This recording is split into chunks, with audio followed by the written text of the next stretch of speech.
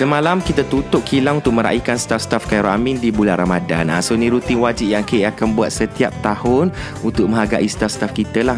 Staf aku ni ramai, nak dekat 100 orang. Jadi pergi mana-mana kena plan date. Dia macam rombongan Cik Kiah punya ramai tu. Jadi first kita settlekan diorang punya baju raya. So yang ni macam biasa setiap tahun pilih je nak warna apa, corak apa pun tak kisah. Ada yang minat hijau, bergendi, shimmer-shimmer, boleh lah. Yang penting laki dapat complete set baju dengan samping, yang perempuan pula dapat complete set baju kurung dengan kain tudung. Okay, so now dah settle semua, kita bawa diorang pergi beli barang dapur pula untuk persiapan raya dengan family diorang. Ni part yang paling aku suka sebab kau boleh tengok ragam seorang-seorang.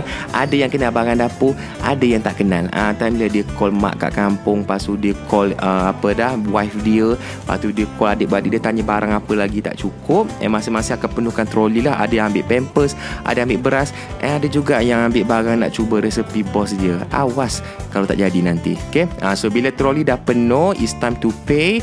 So masa ni memang ambil sejam lebih nak settlekan payment untuk diorang punya troli, 100 troli ni. And disebabkan tahun ni pembelian barang tu lagi banyak daripada last year, aku carikan lori, aku sewakan lori untuk diorang. Senang, letak je barang dapur tu atas lori, tak payah pening untuk bawa balik. Okay, so bahagian petang pula nampak tak semua orang tersenyum. Sebab apa?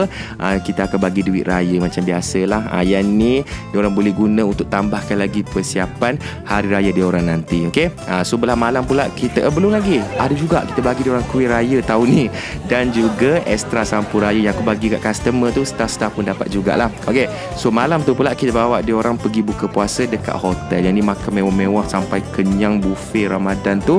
And alhamdulillah lah semua happy. KA pun happy dapat kongsi rezeki dengan staff. Harap tahun depan tahun seterusnya kita boleh buat lagi macam ni. Selamat